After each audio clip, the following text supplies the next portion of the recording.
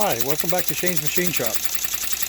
This is an open column single cylinder engine with what I would call a Cam-Tappet valve assembly. It's actually quite robust. It's got a 1" bore with an 1¼ stroke.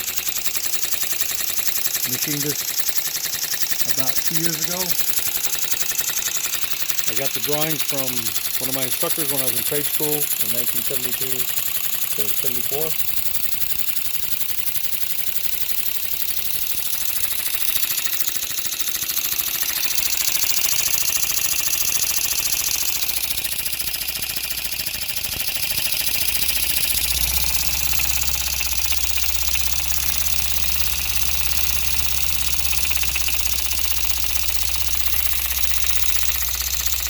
These engines are quite fun to build and machine.